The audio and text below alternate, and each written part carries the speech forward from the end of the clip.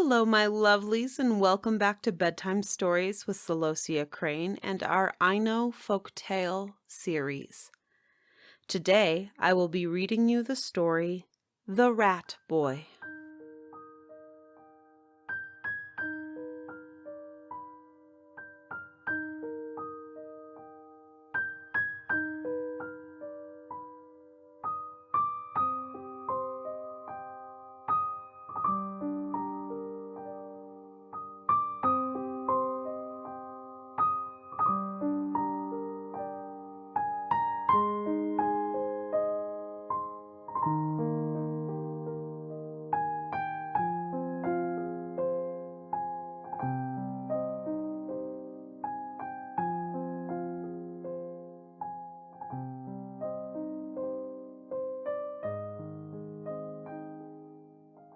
In a certain village there lived a very rich couple, but they were childless.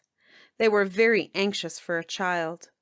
But one day, as the wife went to the mountains to fetch wood, she found a little boy crying beside a tree. Rejoiced at this, she took him down with her to the village.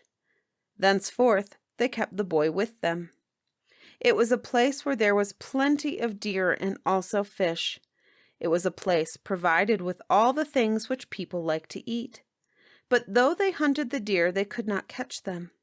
Though they angled for the fish, they could not catch them. They were very hungry. Hearing that great quantities of both fish and of deer were killed in the village next to theirs, towards the mountains, the wife went off to buy food there, taking the child with her.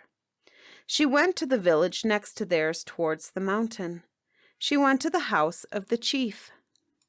The woman looked and saw fish hanging on poles and flesh hanging on poles. With tears she longed for some. She went into the chief's house. Then she stayed there. She was feasted on the best bits of the fish and on the best bits of the flesh. After that, as she lay down with her little boy, he rose quietly in the middle of the night. Then there was the sound of a rat nibbling at the flesh and fish on the poles. The woman thought it very strange.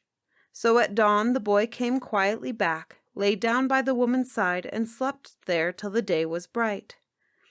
The people of the house rose, and the chief went out and mumbled thus to himself: "Never were there such rats as this. There have been rats nibbling my good fish and my good flesh." So the woman bought a quantity of fish and flesh and went off with it. She wanted the little boy to walk in front of her, but he disliked to do so. He would only walk after her.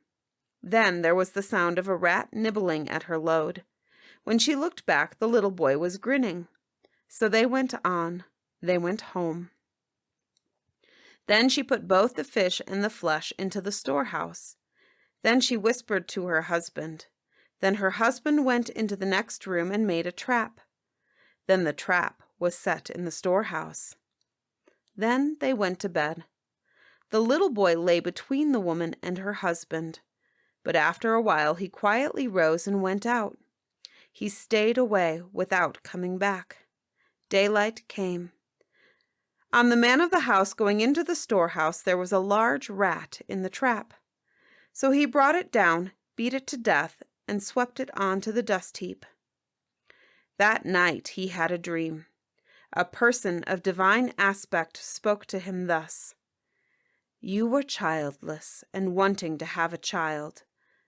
The most wicked of the rats, seeing this, took the shape of a little boy and dwelt in your house. For this reason your village has been polluted. But as you have now killed the rat, all will now be right. I am sorry for you, so you shall have a child. Thus did he dream that the god spoke to him. As it was true, they got a child, though they had been childless. For this reason, whether it be on the shore or in the mountains or anywhere else that one finds either a child or a puppy, one should not let it dwell in one's house without knowing of its origin. Translated literally, Told by Penry, 20th of July, 1886.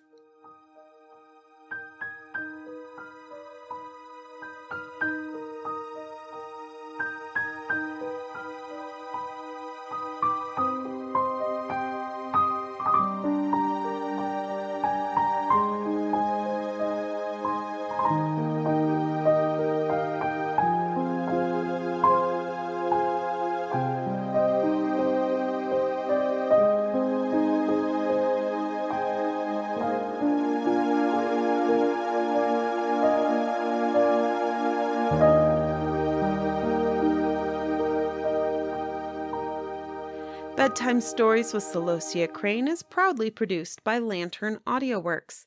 To check out our other podcasts, including Brimstone and Old Bob, check out our website, www.lanternaudioworks.com.